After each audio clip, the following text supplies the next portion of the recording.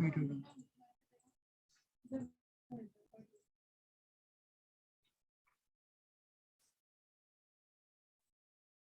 ठीक है,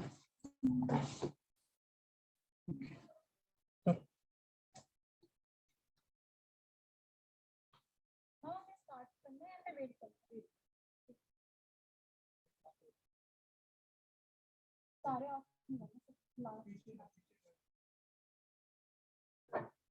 लास्ट आगे वाले मत करना, प्रोजेक्ट खत्म।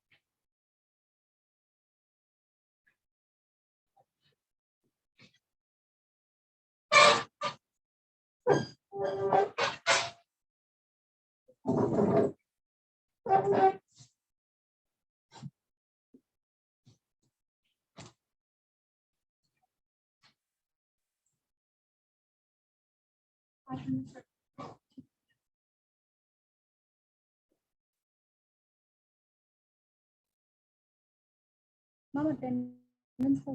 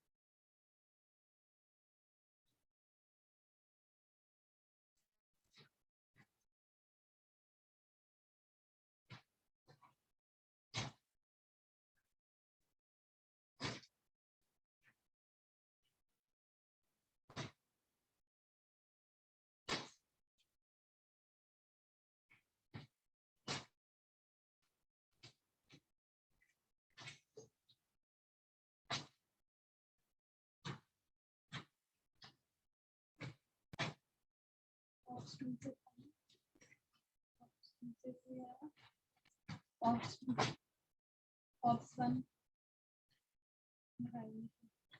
आई से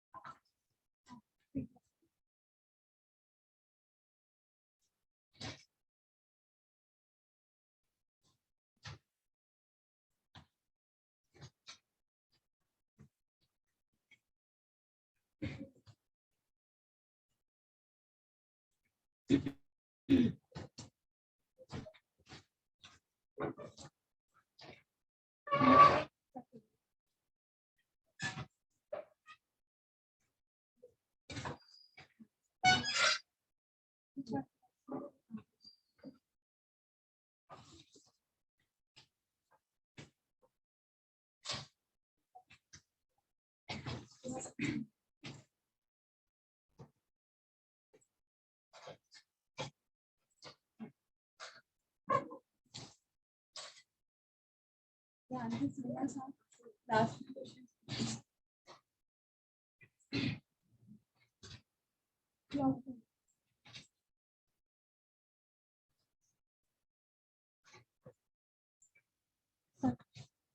Good afternoon, everyone. Today we are gathered here to discuss on a topic that is emergency management.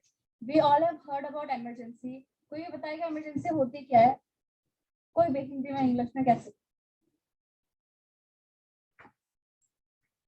Emergency कुछ भी emergency के बारे में कुछ भी बताना है होती क्या है emergency?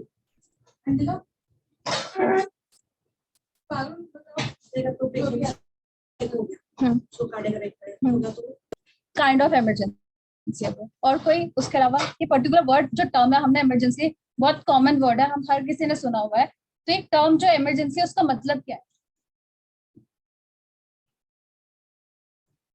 नहीं पता चलो पता नहीं पता किसी को भी ओके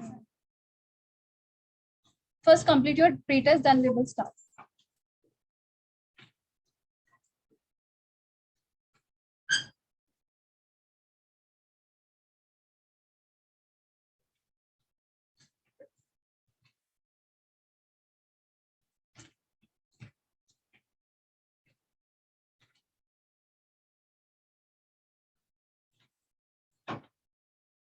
ठीक है।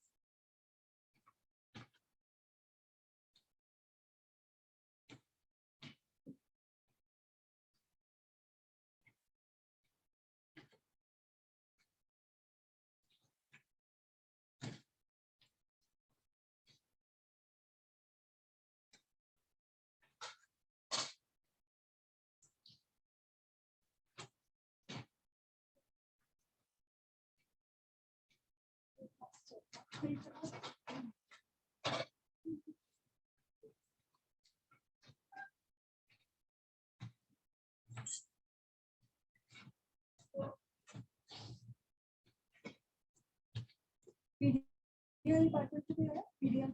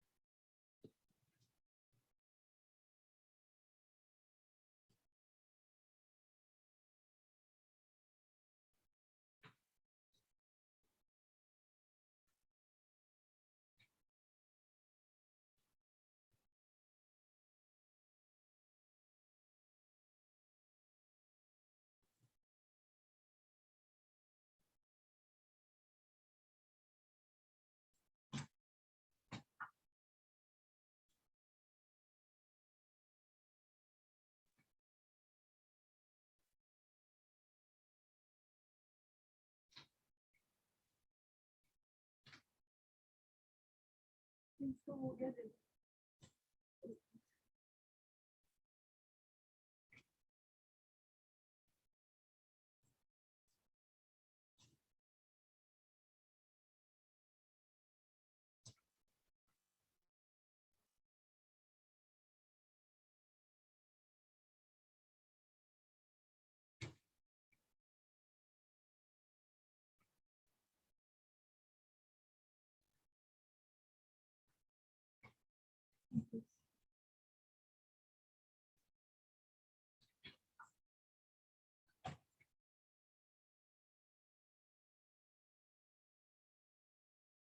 बनने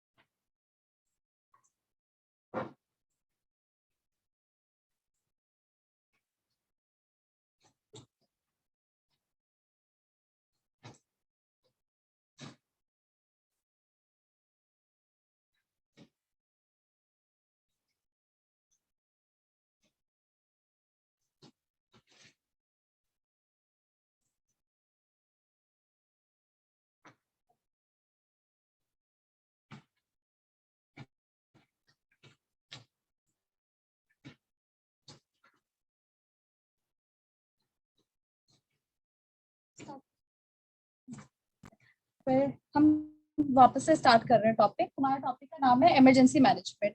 तो इमरजेंसी जो टर्म है, we are very familiar with this term. तो किसी को भी पता है कि इमरजेंसी मतलब क्या होता है, टर्म का मतलब क्या होता है? कोई भी, एक सिस्टर ने बोला कार्डिक अरेस्ट जैसे किसी को आता है, ठीक है, वो एक इमरजेंसी कंडीशन होती है। और कुछ कोई भी नहीं, ठीक है।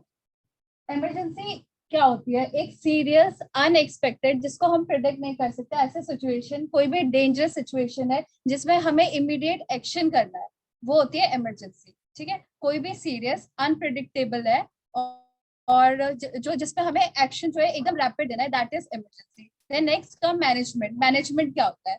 मैनेजमेंट उस सिचुएशन को डील करने के लिए हम क्या कर रहे हैं, उस चीज को मैनेज करने के लिए हम क्या कर रहे हैं, दैट इज मैनेजमेंट, ठीक है। तो what is emergency management, also called as emergency response. Emergency management को इमरजेंसी रिस्पांस भी बोला जा सकता है। Emergency management is the managerial function charged with creating the framework within which communities reduce vulnerability to hazard and prevent disaster। तो emergency management क्या है कि एक हमें क्या देती है, कंप्लीट फ्रेमवर्क देती है। कभी भी अगर कोई भी एक ह्यूज अमाउंट में कभी भी कोई डिजास्टर हो रहा है या कोई भी टाइप की बेसिक इमरजेंसी है, तो उसके साथ कैसे मैनेज करना है, उसको कैसे डील करना है, दैट इज इमरजेंसी मैनेजमेंट, ठीक है। आप सिस्टर, आप बताओ क्या है इमरजेंसी मैनेजमेंट? डिजास्टर उस टाइम पे हमें कैसे एक्शन लेना है, उसको कैसे मैनेज करना है, इमरजेंसी मैनेजमेंट, ठीक है। Why we are discussing this topic? हम नॉर्मली अगर इमरजेंसी का ये टॉपिक है इमरजेंसी मैनेजमेंट, तो एक तरीके से इमरजेंसी डिपार्टमेंट क्या होना चाहिए, बट कोई गायनी वार्ड से, कोई आई से है, डिफरेंट डिफरेंट वार्ड से, तो हम क्यों डिस्कस कर रहे हैं इस टॉपिक को, क्या रीजन है? कहीं भी हो सकता है, तो मतलब अदर वार्ड में कैसे इमरजेंसी हो सकता है?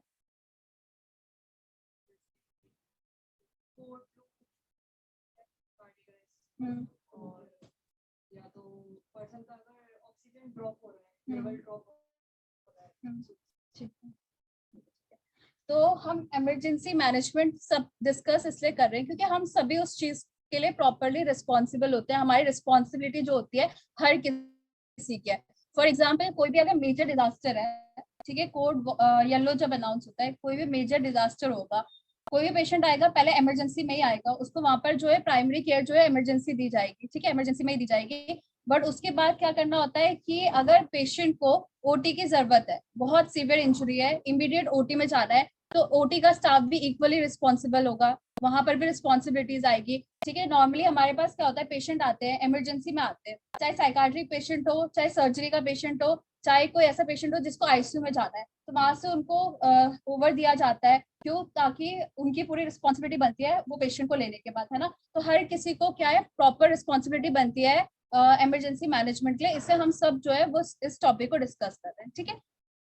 देन नेक्स्ट है इमरजेंसी मैनेजमेंट। इमरजेंसी मैनेजमेंट में कई स्टाफ ऐसे होते हैं जो मतलब बहुत क्विक एक्शन लेते हैं, कई होता है थोड़े हेजिटेट कर जाते हैं, ठीक है। तो हेजिटेट नहीं करना होता है ऐसे सिचुएशन में। ऐसे सिचुएशन में हमें बहुत कामली, बहुत अच्छे से उस टाइम पे हमें एक लीडरशिप क्वालिटी दिखानी होती है, और कैसे भी सिचुएशन हो हम सबको उस चीज से डील करना है, ठीक है। हम जब तक फेस नहीं करेंगे कोई भी सिचुएशन, हम कुछ नहीं कर सकते। अगर हम डर के पहले बोल देंगे कि हमें नहीं होगा, नहीं आएगा, तो हम कुछ नहीं कर सकते, ठीक है। देन नेक्स्ट क्या है, अगर कोई भी इमरजेंसी आती है तो उसके लिए क्या होना चाहिए, पहले ही स्टाफ को प्रिपेयर होना चाहिए। पहले जो स्टाफ होगा वो रिस्पॉन्सिबल होगा, ठीक है, रिस्पॉन्सिबिलिटी लेगा। जो भी इंटरवेंशन के उस टाइम पे दिमाग में आ रहे हैं, उस चीज को क्या करेगा, इम्प्लीमेंट करेगा पेशेंट में, ताकि जो पेशेंट है वो क्या करे, जल्दी से जल्दी रिकवर करे, ठीक है। कैसे भी सिचुएशन हो, स्टाफ को क्या करना है, बैकअप नहीं करना है वहां से। वो ये नहीं बोलेगा कि नहीं मैं नहीं कर सकता, हो कैसे भी सिचुएशन हो उनको उस सिचुएशन से डील करना है, ठीक। Then comes emergency management. जैसे ये स्केल है, ठीक है, जब भी कोई भी इमरजेंसी आती है उसमें क्या होता है, कुछ नीड्स है, नीड्स वाला जो स्केल है वो नीचे की तरफ है। क्यों? वेटेज ज्यादा होता है, ठीक है, नीड हमारी ज्यादा हो जाती है, हमारे पास रिसोर्सेज कम पड़ जाते हैं। अगर एक ह्यूज अमाउंट में इमरजेंसी आ गई है, ठीक है, कहीं पर फ्लड हुआ है, ठीक है, बहुत सारे लोग इंजर्ड हुए, वो आए हॉस्पिटल में एडमिट हुए, उस टाइम पे क्या होगा, सिर्फ इमरजेंसी का स्टाफ होगा वहां पर, बाकी कोई स्टाफ तो नहीं होगा, तो स्टाफ से कम पड़ जाएगा हमारे पास, और नीड्स जो है वो बहुत ज्यादा पड़ जाएगी। तो इमरजेंसी मैनेजमेंट क्या है, उस चीज को मैनेज करना, उस चीज को डील करना, वो वेटेज इक्वली लाना कि हमारे पास जितनी नीड है उतने हमारे पास स्टाफिंग हो, उतने हमारे पास रिसोर्सेज हो, दैट इज इमरजेंसी मैनेजमेंट। ठीक, उसके बाद आता है इमरजेंसी मैनेजमेंट को हम अकम्प्लिश कैसे कर सकते हैं, हम उस गोल को कैसे अचीव कर सकते हैं। There are 4 steps. First is mitigation. Mitigation क्या है, पहले सुना है वर्ड मिटिगेशन? वर्ड ये होता है कि आपको स्टैंड बाय में चीज रखते हैं। आपके पास सब चीज है, आप हॉस्पिटल में हो, लाइट है, ठीक है, पेशेंट वेंटी पे होता है, पेशेंट को सक्शन करना होता है, हर चीज के लिए हमें इलेक्ट्रिसिटी की जरूरत है। अगर 1% चांसेस ऐसे होता है कि लाइट चली गई है, आ ही नहीं रही है, पर हमारे पास बैकअप क्या है कि हमारे पास जनरेटर होता है उस टाइम पे। तो मिटिगेशन का मतलब ये होता है कि कभी भी कोई भी इमरजेंसी हो रही है तो आपके पास एक बैकअप होना चाहिए हर सिचुएशन पे। ठीक है, देन नेक्स्ट इज प्रिपेयरनेस। कोई भी नर्सिंग स्टाफ है, ठीक है, वो प्रिपेयरनेस कैसे होगा, तो यही जो हमारी ड्यूटीज के बीच में हमारी जो क्लासेस चलती है उससे हमें नॉलेज हम क्या करते हैं, गेन करते हैं। ठीक है, तो हम कोई भी सिचुएशन के लिए डील करना सीख रहे हैं ना इस चीज से, तो ये प्रिपेयरनेस ये होता है कि किसी भी चीज से डील करने के लिए हम वो चीज को सीख रहे हैं। ठीक है, तो वो प्रिपेयरनेस है। Then response.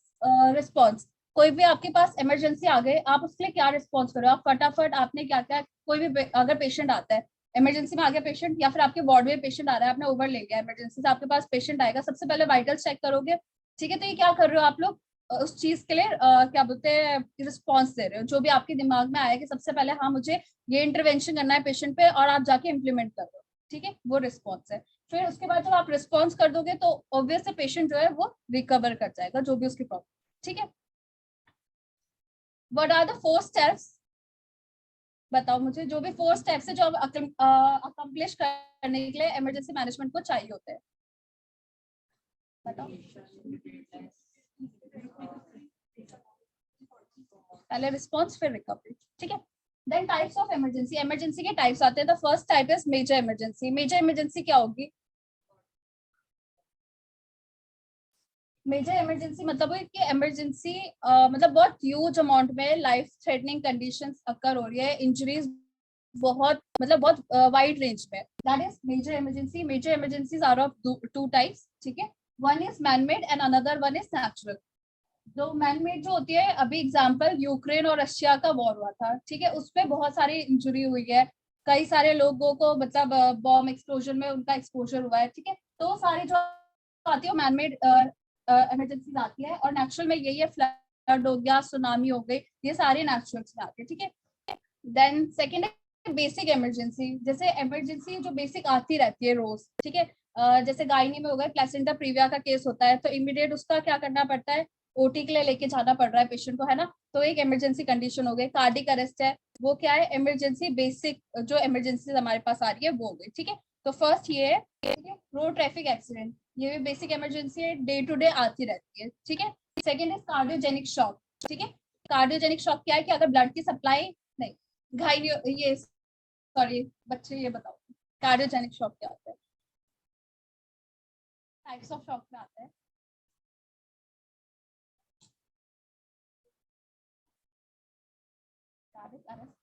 Cardiac arrest is different thing. Cardiogenic shock क्या हो रहा है, जब प्रॉपर ब्लड की सप्लाई नहीं हो रही है। ठीक है, जब जो कार्डियक है उस तक की ब्लड नहीं पहुंच पा रहा है, तो वो उस टाइम पे जो शॉक अकर होता है, दैट इज कार्डियोजेनिक शॉक। ठीक, third one is choking. Choking का केस है आते हैं, ठीक है, ये भी basic emergency day to day आती रहती है। देन बर्न के केस होते हैं, वो भी आते रहते हैं हमारे बेसिक इमरजेंसी में। उसके बाद थर्ड टाइप ऑफ इमरजेंसी आती है रेफरल इमरजेंसी। रेफरल इमरजेंसी क्या होती है,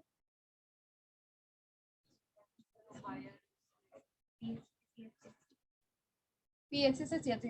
तो रेफरल इमरजेंसीज क्या होती है कि जब भी कोई भी ऐसी इमरजेंसी, नॉर्मली क्या होता है रूरल एरियाज में हमारे पास पूरे इक्विपमेंट्स नहीं है, हमारे पास फैसिलिटीज नहीं है, वहाँ पर सिर्फ सब सेंटर्स एंड पीएचसीज होते हैं। ठीक है, तो वहाँ पर पूरी कोई फैसिलिटी नहीं है, तो पेशेंट को केयर कैसे मिल पाएगी। तो उसमें क्या होता है कि वहाँ पर एग्जाम्पल एक ये ले लो कि अगर पेशेंट है, पेशेंट का प्रेगनेंसी की पेशेंट है, ठीक है, कंसीविंग है, उसको उसका 9th मंथ चल रहा है, और पेशेंट को क्या बोलते हैं डिलीवरी के लिए जाना है। नॉर्मल डिलीवरी होगी तो वो वहां पर हो जाएगी, पर अगर एलएससीएस के लिए होगा तो वहां पर कोई भी फैसिलिटीज नहीं होती, तो एट दैट टाइम क्या करते हैं, उनको रेफर करते हैं तो हायर इंस्टीट्यूशन या फिर हायर हॉस्पिटल्स में। तो वहां से पीएचसी से क्या होगा, सीएचसी में जाएगा। सीएचसी में भी कई बार ऐसा होता है कि वहां पर भी कोई अच्छी फैसिलिटीज नहीं होती है, कई वहां पर स्टाफिंग प्रॉपर नहीं हो पाता है। ठीक है, तो वो क्या करते हैं और हायर अथॉरिटीज में रेफर कर देते हैं, कोई भी मल्टी स्पेशलिटी हॉस्पिटल हो गया या सुपर स्पेशलिटी हॉस्पिटल हो गया, तो वहां पर जो इमरजेंसीज आएगी, ठीक है, वो इसमें रेफरल इमरजेंसी में काउंट किया जाता है। ठीक, टाइप्स ऑफ इमरजेंसीज कितने थे? Major 3 types. अब emergency code use in hospital, hospital में इमरजेंसी कोड हम यूज करते हैं, सभी को पता है, ये तो सबको ही पता है, ठीक है। तो क्यों यूज करते हैं? इंडिकेट अ मेडिकल इमरजेंसी, कभी भी कोई भी मेडिकल इमरजेंसी होती है उसके लिए कोड अनाउंस किया जाता है। In case of emergency dial your institution emergency number 500 to announce code, ठीक है। कभी भी कोई भी ऐसी सिचुएशन हो रही है, आपको कोड अनाउंस करना पड़ रहा है, आप क्या करोगे? सबसे पहले 500 नंबर डायल करेंगे और वहां पर बताएंगे, ठीक है, कि ये वाला कोड अनाउंस करना है। कोई भी एक मुझे बताएगा कि अगर कहीं पर भी फॉर एग्जाम्पल कार्डियक अरेस्ट अगर पेशेंट को आया है, ठीक है, तो आप क्या करोगे? कोड ब्लू करेंगे कैसे? आप गए टेलीकॉम के पास गए, देन क्या इंफॉर्मेशन दोगे वहां पर?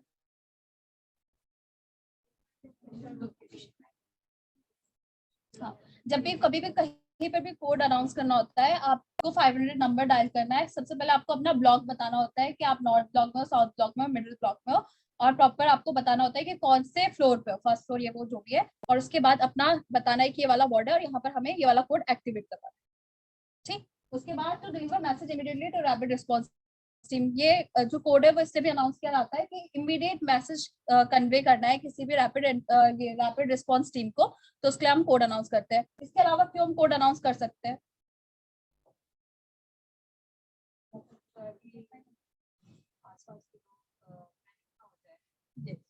ताकि आसपास के लोग पैनिक ना हो। अगर हम कोड ब्लू कर रहे हैं, कोड रेड कर रहे हैं, कोड ब्लैक कर रहे हैं बॉम्ब थ्रेट का, तो अगर बॉम्ब थ्रेट बोलेंगे तो ऑब्वियसली बात है कि हॉस्पिटल में इतना ह्यूज अमाउंट ऑफ पीपल रहता है कि वो इतना पैनिक हो जाएगा कि इधर उधर रश करने लगेंगे, तो उसकी वजह से ज्यादा प्रॉब्लम क्रिएट होगी। तो इसलिए हम कोड इसलिए बनाए रहते हैं ताकि वो पर्टिकुलर कोड जो मेडिकल टीम होती है, नर्सिंग टीम होती है, उन्हीं को पता होता है, सो दैट कोई ना पैनिक करे और उस चीज से आराम से डील किया जा सके। ठीक, कोड ब्लू कार्डिक अरेस्ट, सबको पता है कि कोड ब्लू किस लिए अनाउंस करते हैं, जब भी कहीं पर भी कार्डिक अरेस्ट होता है तो कोड ब्लू अनाउंस किया जाता है, ठीक है। Then second is code yellow, कोई भी एक्सटर्नल डिजास्टर होता है तो उस चीज के हम कोड येलो एक्टिवेट करवाते हैं। तो कोड येलो हॉस्पिटल में क्यों एक्टिवेट करवा रहे हैं अगर एक्सटर्नल डिजास्टर है? तो यहाँ क्यों करवा रहे हैं?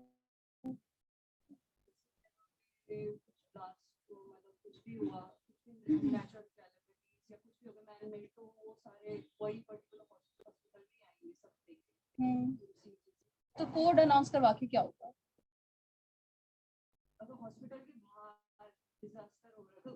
डिजास्टर हो गया है, यहाँ कोड अनाउंस करके क्या हो रहा है, क्या करना चाह रहे हैं? हाँ, तो यही चीज है कि अगर कभी भी एक्सटर्नल डिजास्टर हुआ है नियर बाय दिस हॉस्पिटल, तो क्या होगा? सबसे पहले रिस्पॉन्सिबिलिटी बनेगी वाले हॉस्पिटल की कि यहाँ पर पेशेंट आएंगे वहां से, तो पेशेंट बहुत लार्ज अमाउंट में आएंगे, तो उस चीज के लिए कोड अनाउंस करा जाएगा ताकि जो इमरजेंसी उस टाइम पे टीम बनाई गई है, इमरजेंसी का स्टाफ तो रह गए, साथ में जो उस चीज को डील करने के लिए टीम बनाई गई है वो भी वहां पर आएंगे। एएनएस, जीएनएस, एनएस, जो भी हमारे हायर अथॉरिटीज होती है नर्सिंग की, वो वहां आएंगी। एमएस, ईएमओ, सब वो पहले से प्रिपेयर रहेंगे। साथ में सिर्फ 18 बेडेड हमारा अगर इमरजेंसी है तो वो तो ऑलरेडी ऑक्यूपाइड रहता ही है, तो हमें और बेड चाहिए होंगे, तो वो पहले से प्रिपेयर करना, जो भी इक्विपमेंट्स हमें चाहिए डील करने के लिए, वो सब हमें पहले से प्रिपेयर करना होता है, तो इसलिए कोड जो है वो अनाउंस किया जाता है। ठीक, then third is code pink, child abduction के लिए यूज किया करते हैं। What is child abduction? इसमें मत जाना है, ब्लू शेड आ रहा है, कोड पिंक है। हाँ, यूजली अगर खो जाता है, अगर बच्चा मिसप्लेस हो जाता है तो कोड पिंक यूज किया जाता है, ठीक है। देन कोड वॉयलेट, लड़ाई झगड़ा हो गया, चाहे वो पेशेंट के रिलेटिव कर रहे हो, चाहे वो पेशेंट खुद कर रहा हो, तो हम कोड वॉयलेट अनाउंस करवाएंगे, ठीक है। देन कोड रेड, फायर थे, ठीक है। कोड ब्लैक, ठीक है। ये तो बेसिक कोड्स थे जो हमें यूजली पढ़ाए भी जाते हैं और जो हमें हर जगह दिखते भी, हमारे हॉस्पिटल में लगे हुए। दो और कोड कौन से ऐड हुआ अभी recently? Code orange, code brown. Orange का मतलब क्या है? क्यों कोड ऑरेंज करवाते हैं? What are internal disaster? हाँ, अंदर कैसे डिजास्टर हो सकते हैं? अगर कहीं पर भी ये चीज होता है कि क्या बोलते हैं, शॉक सर्किट का कंडीशन है या कुछ है, that kind of things are included in internal disaster. Okay, उसके बाद एक और जो ऐड हुआ है वो कौन सा है ऑरेंज के अलावा? ठीक है, ब्राउन किस चीज के लिए? हाँ, जो हजारिया स्पिल होता है उसके लिए। अगर छोटा सा स्पिल हो रहा है, बहुत स्मॉल अमाउंट ऑफ स्पिल है, तो उस चीज के लिए तो हम क्या करेंगे कि स्पिल मैनेजमेंट हमारी जो किट होती है वी यूज दैट। बट अगर बहुत ह्यूज अमाउंट है, बहुत लार्ज अमाउंट का स्पिल है, ठीक है, हजारिया स्पिल है, तो उसके लिए हमें कोड अनाउंस करवाना पड़ता है ताकि प्रॉपर टीम आए और उस चीज को आराम से हम इवैक्यूएट कर सके और डील कर सके उससे। ठीक है, देन के इमरजेंसी कोड जो यूजली हमारे लगे रहते हैं हर जगह, ठीक है, उसमें कोड रेड आता है, पिंक आता है, ब्लू आता है, ब्लैक आता है, येलो, वॉयलेट है। कौन कौन क्या बोलते हैं उस चीज के लिए रिस्पॉन्सिबल टीम कौन है वो पूरी मेंशन करी हुई है। साथ में उसका मैसेज क्या होता है वो सब है कि आपको क्या चीज बतानी होती है, आप 500 पे कॉल करोगे, सब जो भी है सब कुछ मेंशन है। ठीक है, उसके अलावा इसमें कौन सा कोड है जो अब हमने हटा दिया है? Code Z. पहले कोड जेड भी इंक्लूडेड था हमारे इमरजेंसी कोड में, अब वो हट गया है। ठीक है, नाउ ट्राई सिस्टम। ट्राई क्या होता है?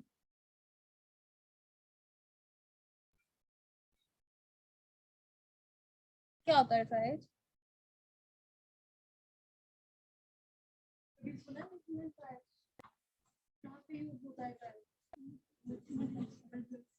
देखा है किसी ने ट्राई? देखा नहीं है ट्राई? इमरजेंसी से जब एंटर करते हैं ट्राई नहीं देखा? जब इमरजेंसी की जो स्टेयर्स है उसमें एंटर करते ही राइट साइड के लिए तो इमरजेंसी का वो है, इमरजेंसी डिपार्टमेंट है, लेफ्ट साइड में ट्राइज का है।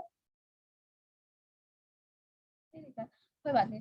ट्राई जो एक फ्रेंच वर्ड से आया है, ट्राइज का मतलब होता है इन शॉर्ट। ठीक है, तो फटाफट से अगर हमें कभी भी, क्योंकि ट्राइज यूज करते हैं जब भी कोई नेचुरल कैलेमिटीज होती है या फिर एक ह्यूज डिजास्टर होता है, तब हम ट्राइज यूज करते हैं। ठीक है, tries is the process of prioritising patient treatment during mass casualty event. ठीक है, तो ट्राइज जो एक सिस्टम है वो यूज किया जाता है जब भी हमें प्रायोरिटाइज करना है पेशेंट को, जब भी कोई बहुत ह्यूज अमाउंट ऑफ क्या बोलते हैं कैजुअलिटी है या फिर कोई एक नेचुरल कैलेमिटीज आई है जिसमें बहुत सारे पेशेंट है और हमें उसको प्रायोरिटाइज करके उसके बाद उनका ट्रीटमेंट करना है। ठीक है, aim is to ensure that patient are treated in order of their clinical urgency।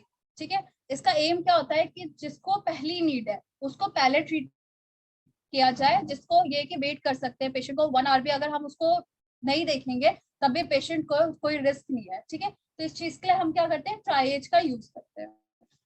Triage का कैटेगरीज क्या होता है? 4 कलर कोडेड होते हैं। ट्राइएज में 4 कलर कोड दिए गए हैं जिसके अकॉर्डिंग हम प्रायोरिटाइज करते हैं पेशेंट को। ठीक है, फिर triage categories is identified by using of a colour band trauma. ठीक है, तो ये कलर कोड क्यों देते हैं? हम कलर कोड देते हैं, ठीक है, इसमें बेसिकली क्या होता है, रेड कलर होता है, ब्लैक कलर होता है, येलो कलर होता है, ग्रीन कलर होता है। ठीक है, ये 4 कलर होते हैं। इनके क्या करते हैं, उस टाइम पे हम बैंड यूज करते हैं कि अगर जिनको इमीडिएट केयर की जरूरत है तो हम उनको रेड बैंड बना पा देंगे, जिनको थोड़ा ये थोड़ा सा डिलेड चलेगा उनको हम येलो बैंड बांध देंगे। ठीक है, जो बिल्कुल एंड ऑफ लाइफ वाली सिचुएशन है उनको क्या बोलते हैं उस टाइम पे ट्रीटमेंट देके भी कोई फायदा नहीं, हमें पता है कि लास्ट में डेथ होनी है पेशेंट की, तो वहां हम अपना टाइम वेस्ट नहीं करते। हम क्या करेंगे, जिनको रेड वाले होंगे, जिनको हमने रेड बैंड बांधा होगा, उनको हम जाके पहले डील करेंगे। ठीक है, तो ये डिफरेंट डिफरेंट कलर कोड इसलिए बनाए हुए हैं ताकि हम प्रायोरिटाइज कर सके पेशेंट को कि जिनको पहली नीड है और किनको बाद में अगर थोड़ा सा वेट करके हम ट्रीटमेंट देंगे तो चलेगा। ठीक है, फर्स्ट आता है रेड। रेड फर्स्ट प्रायोरिटी आता है, रेड आता है फर्स्ट, उसमें फर्स्ट प्रायोरिटी जो होती है रेड वालों को दी जाती है। ठीक है, मोस्ट अर्जेंट होता है, लाइफ थ्रेटनिंग कंडीशंस होते हैं। लाइफ थ्रेटनिंग कैसे, मतलब अगर कोई नेचुरल कैलेमिटी आई है, मल्टीपल फ्रैक्चर के साथ पेशेंट आ रहा है, ठीक है, या फिर किसी को हेड इंजुरी है, बहुत मतलब सीवियर हेड इंजुरी है, तो ऐसे जो केसेस आएंगे वो रेड में आएंगे। ठीक है, तो if give immediate care will possible survive, अगर उसी टाइम उनको इमीडिएट केयर मिल जाएगी तो पेशेंट जो है वो सर्वाइव कर जाएगा। ठीक, देन सेकंड कम येलो। ठीक है, येलो जो होती है वो सेकंड प्रायोरिटी होती है, इसमें भी अर्जेंट केयर चाहिए होती है, ठीक है, the injuries have systemic implications और efforts but patient are not in life threatening condition. ठीक है, इसमें क्या है कि हमें अर्जेंट केयर देनी होती है पेशेंट को, पर इतनी भी अर्जेंट नहीं है, अगर हम थोड़ा सा वेट भी कर लेंगे तो वो पेशेंट के लाइफ थ्रेटनिंग कंडीशन में नहीं आता है। ठीक है, पेशेंट सर्वाइव कर जाता है, can likely withstand 45 or 60 minute without immediate risk. 45-60 minute हम वेट कर सकते हैं, मतलब most probably within 1 hour अगर हम उनको नहीं भी देखेंगे तो चलेगा। थोड़ी देर एक मतलब 45-50 मिनट्स के बाद अगर उनको केयर प्रोवाइड करेंगे तब भी चलेगा। ठीक है, उसके बाद आता है आपका ग्रीन। ग्रीन जो होती है वो third priority.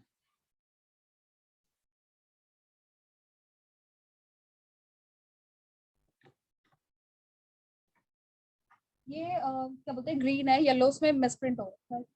Third is green. Green में थर्ड प्रायोरिटी होती है, कोई अर्जेंट नहीं है इसमें। वो वाले पेशेंट आते हैं जो खुद की भी थोड़ी बहुत केयर कर सकते हैं। ठीक है, अगर मानो ब्लीड हो रहा होगा वो अपने खुद की शर्ट से बांध देंगे, मतलब ये ज्यादा अर्जेंट नहीं होती है।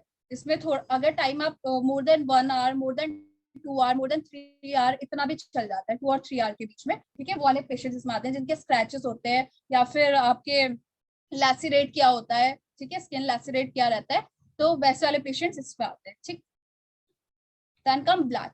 ब्लैक में क्या होता है, जो डेड है या फिर एंड ऑफ लाइफ में, जिनको अगर हम केयर प्रोवाइड कर भी दे उस टाइम पे, पर हमें पता है कि लास्ट में क्या है, पेशेंट की डेथ हो जानी है, तो वहां टाइम वेस्ट नहीं करना होता है, उन वाले पेशेंट को छोड़ देना चाहिए। जब हमें पता है कि जिनको हम लाइफ सेव कर सकते हैं, हमें उन पे फोकस करना चाहिए। ठीक है, तो ये आते हैं कौन से चार ट्रायल सिस्टम में, चार कलर कोड क्या है। ठीक है,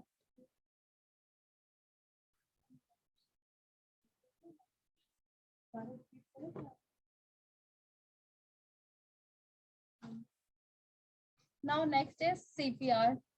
ठीक है, कार्डियोपल्मोनरी रिससिटेशन। ये क्या है, एक इमरजेंसी प्रोसीजर है जो हमें at the time of emergency use करना पड़ता है। सीपीआर यूजुअली हम हॉस्पिटल्स में ही देते हैं क्या, या फिर हम बाहर भी दे सकते हैं। ठीक है, जो सीपीआर जो होता है वो हर डिपार्टमेंट हो, कोई सा भी डिपार्टमेंट हो, हर किसी को जरूरी होता है सीखना, चाहे वो normal usually day to day life का भी इंसान होता है, उसको भी सीपीआर के बारे में बेसिक चीज पता होनी चाहिए। ठीक है, क्योंकि ऐसा नहीं है कि इमरजेंसी कंडीशन जो है वो हॉस्पिटल में ही अक्कर हो सकती है, वो कहीं बाहर भी हो सकती है। कोई अदर एरिया है, जैसे मानो आप एयरपोर्ट जा रहे हो, वहां पर भी किसी को चलते चलते कोई क्या होता है, फेंट हो गया, गिर गया वहां पर, उसके आपने चेक किया उसको कुछ भी नहीं है, वो रिस्पॉन्स ही नहीं कर रहा है, तो ऐसे सिचुएशन में क्या होता है कि जो नॉर्मली आप आउटसाइड हो गए या फिर इन हॉस्पिटल ऑल्सो आप सीपीआर दे सकते हैं। ठीक है, तो we we use CPR when someone has collapsed and not breathing because it can keep patient alive until emergency service arrives. ठीक है, तो सीपीआर क्यों दिया जाता है, सीपीआर इसलिए दिया जाता है कि अगर कोई पेशेंट है वो कोलैप्स ना करे और वापस से रिवाइव करे, ठीक है, वापस से सर्वाइव करे, इस चीज के लिए सीपीआर दिया जाता है। ठीक है, learning the simple life saving skill is as easy ABC. तो मतलब ये बहुत इजी है लाइफ सेविंग स्किल, जैसे एबीसी होती है, जैसे अल्फाबेट्स होते हैं, वैसे ही सेम ये चीज भी है, बहुत इजी है जिसको आप कर सकते हो लर्न। ठीक है, तो पहले हम जो करते थे सीपीआर, उस चीज उसके लिए हम क्या सबसे पहले चेक करते थे, एयरवे करते थे, ब्रीदिंग करते थे, सर्कुलेशन करते थे। पर जो अब नया आया उस पे क्या है, जो अब नया वापस से ये चीज क्या बोलते हैं दोबारा से स्टडी करी गई है, तो उसमें ये चीज बोला है कि सबसे पहले हमें सर्कुलेशन चेक करनी है, देन ब्रीदिंग चेक करनी है, देन उसके बाद एयरवे चेक करना है। ठीक है, all you have to remember is doctors ABC. ठीक है, अगर आप डॉक्टर्स एबीसी आप टर्म याद कर लोगे, ठीक है, तो आप इससे इजिली मतलब कर सकते हो।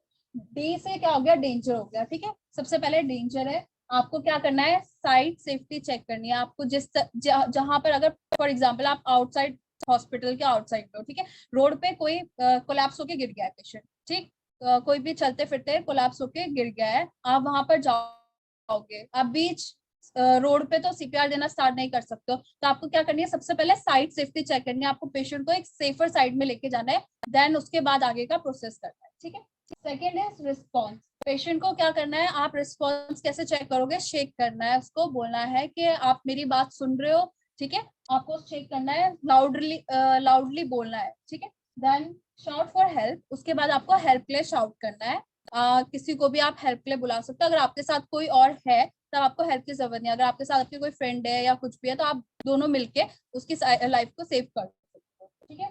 देन उसके बाद ये ABC के अकॉर्डिंग है, पहले एयरवे चेक करने का है, फिर breathing and circulation. But normally हमें क्या करनी है, सबसे पहले सर्कुलेशन चेक करनी है। सर्कुलेशन कैसे चेक करेंगे, कैसे, कौन सी पल्स? कैरोटिड आर्टरी चेक करेंगे, ठीक है। आप नेक के पास में कैरोटिड आर्टरी होती है, वहां पर फील करेंगे कि प्रॉपरली वहां चल क्या बोलते हैं आपको जो लबदब साउंड है वो सुनाई में दे रही है या नहीं दे रही है, ठीक है। उसके बाद क्या बोलते हैं ब्रीदिंग,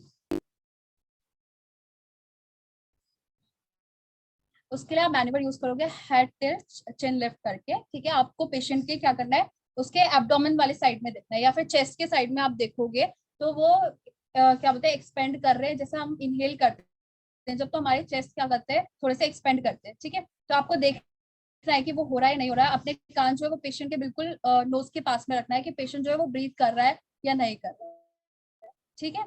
ये चीज करनी है। And third thing is airway check करना है कि कोई चीज ऑब्स्ट्रक्ट तो नहीं है पेशेंट के, ठीक है। ये चीजें चेक कर लिया, उसके बाद का क्या है, उसके बाद हमें स्टार्ट करना है CPR, ठीक है। CPR स्टार्ट करेंगे तो आउटसाइड का तो मैंने आपको बता दिया, ऐसे ऐसे सिचुएशन है। अगर आप हॉस्पिटल में हो तब आप CPR के लिए क्या चीज देखते हो,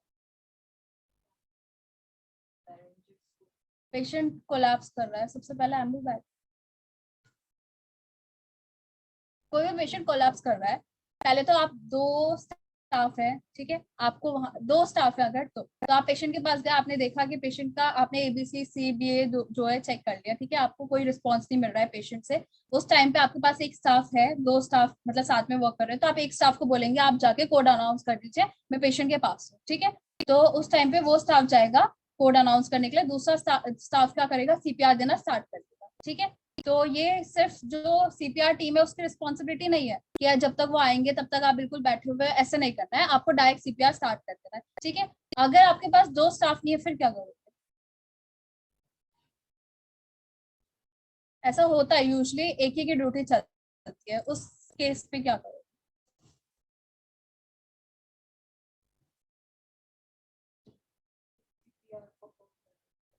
कोड अनाउंस नहीं करोगे, खुद कैसे पेशेंट को बचा लोगे?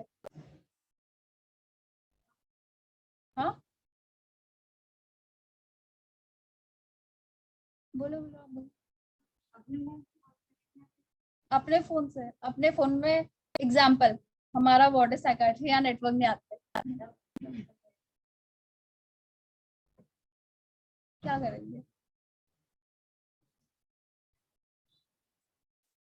छोड़ देंगे पेशेंट को?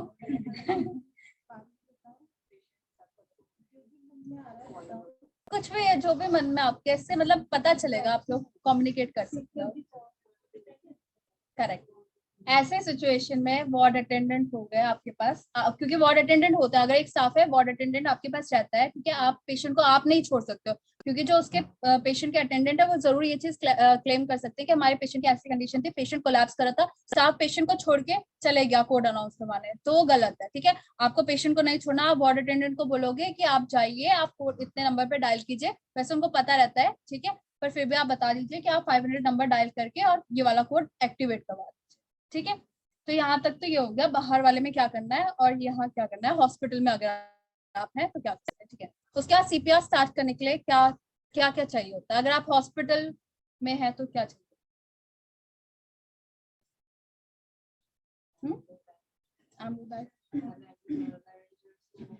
इंट्यूबेट नहीं करना,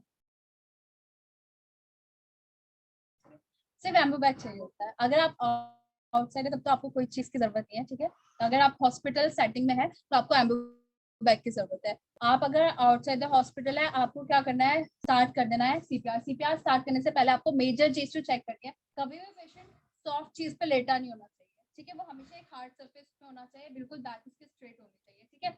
आपको क्या करना है, नॉर्मली अपने जो हाथ है वो एकदम स्ट्रेट करने हैं, ठीक है। आप क्या करोगे, फिस्ट अपने लोगे, ठीक है, टाइट से फिस्ट बना लिया आपने, ठीक है। हाथ आपके जो है बिल्कुल स्ट्रेट होने चाहिए, ऐसे बैंड नहीं करना है कि आप ऐसे करके आराम से फिर कर रहे हो, ऐसे नहीं, ठीक है। एकदम फिस्ट ऐसे करके और तब आपको CPR देना स्टार्ट करना है, ठीक है। तो आप कहाँ करोगे, तो क्या बोलते हैं एंड ऑफ द सिपॉइड स्टर्नम होता है हमारा, वहां पर आप CPR देंगे, ठीक है। जब आप कंप्रेशन देंगे, आपका हाथ बिल्कुल बेंड नहीं करना है, आपको कंप्रेशन देना स्टार्ट करना है। अगर एक रेस्क्यूअर है तो कितने आप कंप्रेशन देंगे?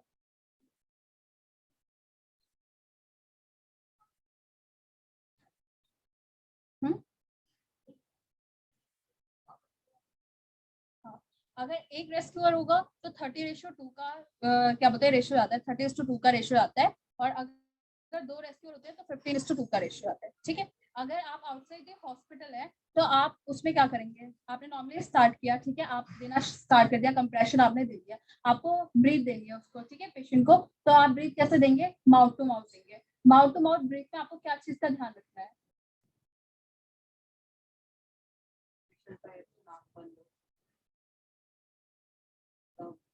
नाक बंद क्यों होना चाहिए? ताकि एयर यहाँ से ना निकले। हाँ। जब भी आप पेशेंट को सीपीआर देंगे उस टाइम पे आप कंप्रेशन दे दिया आपने, आप जब ब्रेथ देंगे आपको नोज को पिंच करना है, उसको हेड को टिल्ट करना है, चिन आपको लिफ्ट करना है, ताकि जो एयर वे है वो बिल्कुल उसकी पेटेंसी मेंटेन हो सके। ठीक है। अगर आपका सर पीछे के लिए जाएगा और चिन ऐसे लेफ्ट होगी, ठीक है, आपको नाक ऐसे पिंच करनी है पेशेंट की, ताकि जो एयर है वो बाहर डाल सके। ऐसे आप नाक पिंच करेंगे, आप माउथ टू माउथ ब्रेथ देंगे, और साथ में आपको ये चीज भी ध्यान में रखना है, आपकी आंख भी होनी चाहिए, चेस्ट की तरफ होनी चाहिए कि चेस्ट एक्सपेंड हो रहा है या नहीं हो रहा है। ठीक है। ये चीज आपने दे दी है। ठीक है। सेम वो चीज आपने क्या करी अगर आप आउटसाइड द हॉस्पिटल हो। अगर आप हॉस्पिटल में सेटिंग में हो तब आप क्या करोगे? ब्रीथ कैसे ब्रेथ देंगे? वहां पर आप एम्बू बैग यूज करोगे, क्योंकि आपके पास यहाँ पर प्रॉपर क्या है फैसिलिटीज है, आप एम्बू बैग यूज कर सकते हो। एम्बू बैग आप यूज कर लोगे, पेशेंट को आपने दो क्या बोलते हैं ब्रेथ दे दिया उससे। ठीक है। एम्बू बैग यूज करने का क्या तरीका होता है? एम्बू बैग ऐसे रख के वो उससे भी बाहर एयर चली जाती है, पूरा नोज से लेके चिन तक वो कवर होना चाहिए। आपको हाथ सी शेप में उसके ऊपर ऐसे करके रखना है। ठीक है। या फिर अगर दो लोग हैं तो दो एक हाथ जो है वो ऐसे पकड़ के रखेगा, और जो सेकंड वाला जो होगा वो उसको कंप्रेस करेगा। ठीक है। उसके बाद चलो ये हो गया, हमने कंप्रेशन दे दिया है, हमने ब्रेथ दे दिया पेशेंट को। ठीक है। अगर आपको पूरी एक 1 मिनट में आप कितने साइकिल कवर करोगे?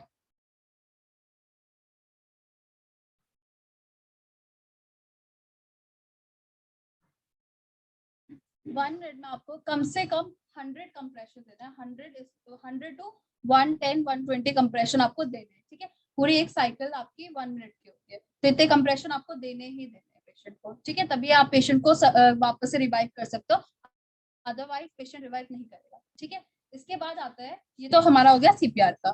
ठीक है।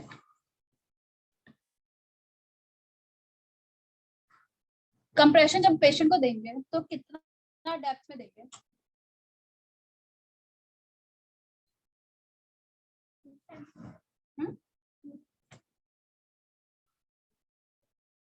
2.5 इंच था वो, इन सेंटीमीटर 5 सेंटीमीटर हम जो है डेप्थ देंगे। ठीक है।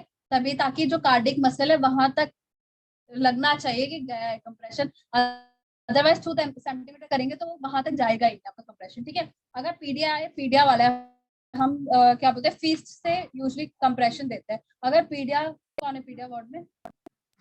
पीडिया वाले पीडिया में कैसे देंगे कंप्रेशन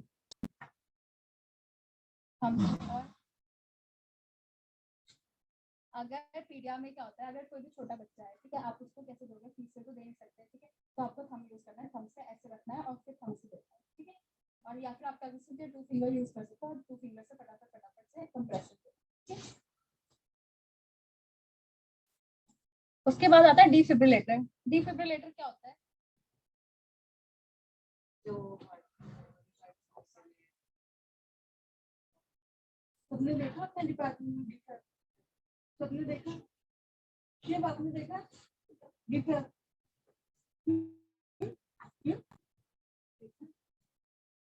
आपने देखा देखा कौन से डिपार्टमेंट में? यूजुअली हर जगह देखा होता है। नहीं देखा है, मेडिसिन में जाता है वहां पर रहता है। ठीक है। जिसने भी नहीं देखा है, डीफैप जो होता है वो क्यों देते हैं हम? डीफैप से हम शॉक जनरेट करते हैं। ठीक है। शॉक जनरेट करके हम शॉक डिलीवर करते हैं। क्यों करते हैं डिलीवर? क्योंकि जब हम उसे रिससिटेट या कुछ भी करें, सीपीआर भी देते तो कुछ भी रिस्पॉन्स नहीं होता, तो एंड में वही ऑप्शन रहता है। नहीं, हमारे क्या होता है, हम एंड में नहीं होता है, मतलब ऐसा नहीं है कि पेशेंट कोड ब्लू करवा दिया तो मतलब पेशेंट मर ही जाए, ऐसा नहीं है। ठीक है, हम वही कर रहे हैं कि रिवाइव कर रहे हैं उसको। तो क्या होता है यूजली कि अगर आपका ऐसी कोई सिचुएशन होती है तो हमारे जो हार्ट की रिदम है वो क्या बोलते हैं नॉर्मल नहीं होती है। वो रिदम जो होती है वो बहुत डिफरेंट डिफरेंट टाइप्स की रिदम होती है। ठीक है, तो कुछ रिदम ऐसी होती है जिनके लिए शॉक डिलीवर किया जाता है, हर एक रिदम के लिए शॉक डिलीवर होता है। ठीक है, तो ताकि वापस से जो हार्ट की रिदम है वो वापस से आ जाए नॉर्मल में, इसके लिए हम क्या करते हैं, शॉक को डिलीवर करते हैं। ठीक है, कितना जूल देते हैं हम शॉक?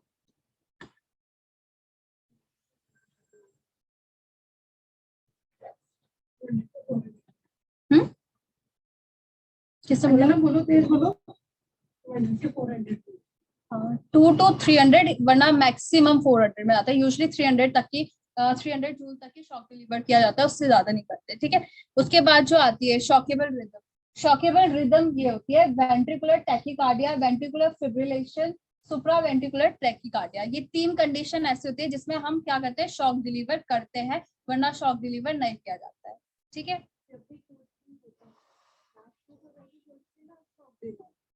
ऐसा नहीं है, ये तीन कंडीशन से जो शॉक दिया जाता है, वरना हमेशा शॉक नहीं देता है, क्योंकि कई बार ऐसी उसके बाद में अगर ये वाले आते हैं, अब हमें पता कैसे चलेगा कि ये वाली रिदम आ रही है? कैसे पता चलेगा? चलो सीपीआर दे दिया, शॉक, हाँ, ईसीजी करने से। ईसीजी मतलब नॉर्मली क्या होता है, ईसीजी नहीं करते उस टाइम पे। ये तो एम्बू बैग है, सबने देखा होगा। ठीक है, एम्बू बैग का ये होता है, ये मास्क वाला साइड होता है, इसमें आपको जब आप प्लेस करेंगे नोज और माउथ में तो आपको सी शेप का हाथ रखना होता है उसके ऊपर, ताकि एयर जो है वो बाहर ना जाए।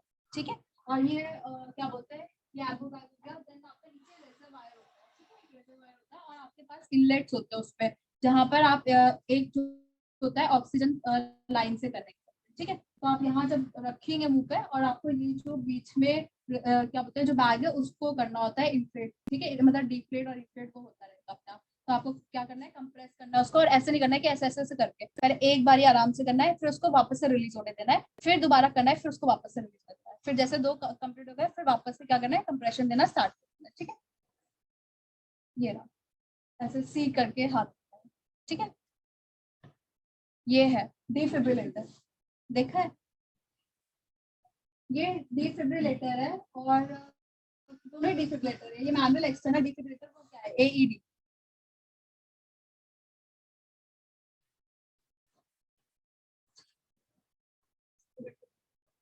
ऑटोमेटिक इलेक्ट्रिकल डिफिब्रिलेटर है।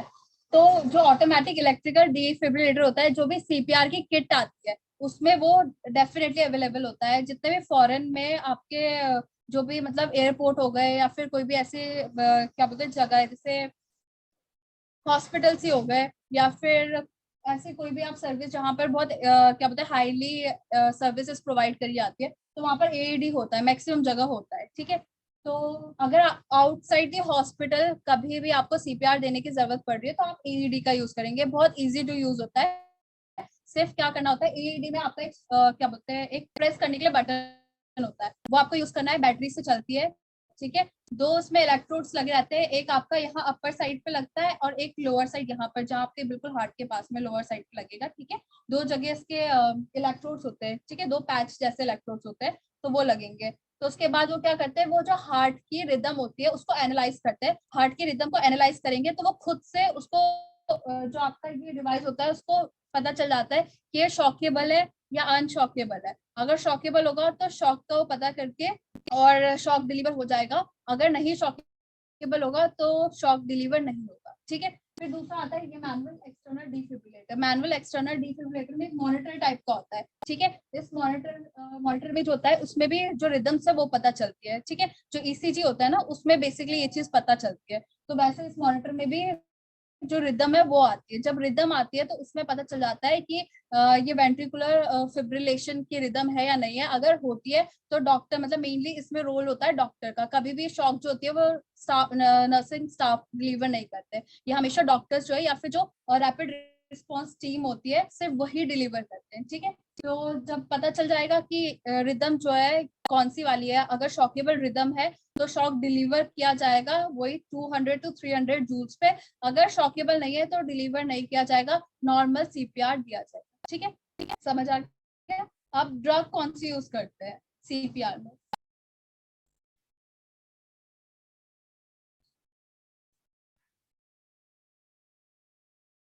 यहाँ पे कोई भी कुछ भी पूछना है?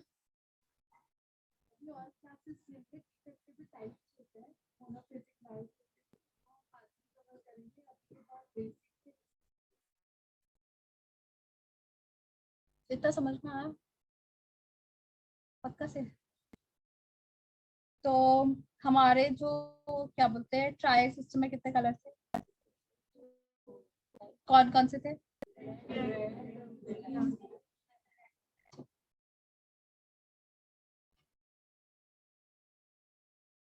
पोस्टर से?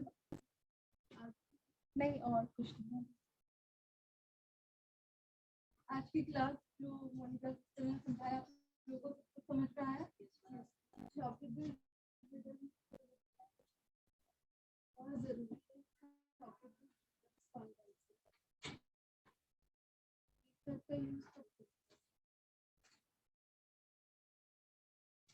कोई भी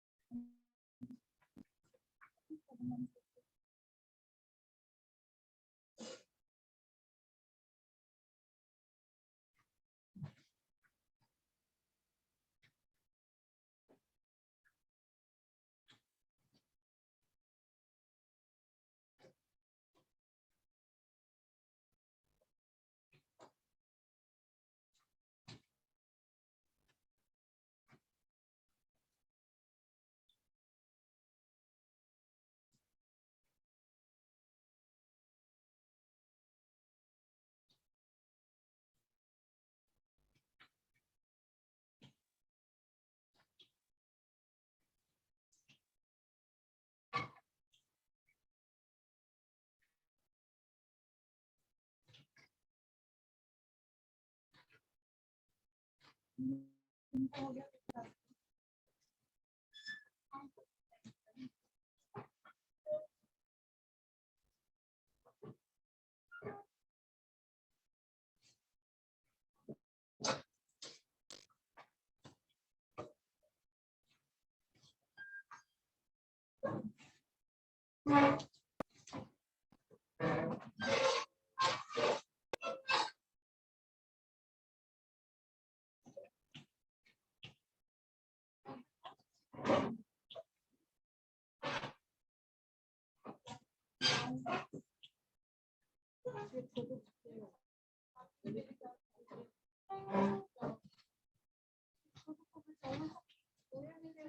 बुला देगा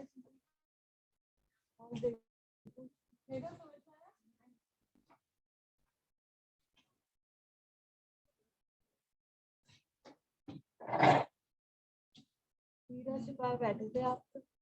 एक ही ना है वो भी कह रहा है कि मैं मुझे भी देना मौका। बिल्कुल विजय चलो मुझे कह रहा था कि टॉपिक कौन देगा, मैं तो कोई लोग देंगे उस पर तैयारी करना कह रहा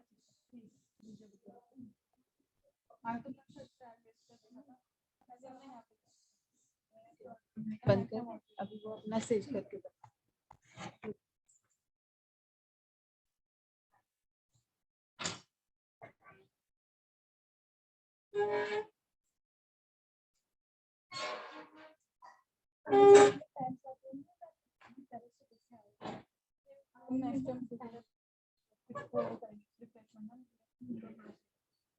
अगर जैसे 2:30 बजे आ जाते हैं तो 40 तक भी आ जाते हैं। छोटे छोटे सेशंस रखेंगे और कोशिश करेंगे कि 2:15 बजे तक कंप्लीट हो, ताकि हमारा मॉर्निंग वाला फ्री हो जाए। हम लोग और बहुत अच्छा था मोनिका, थैंक यू।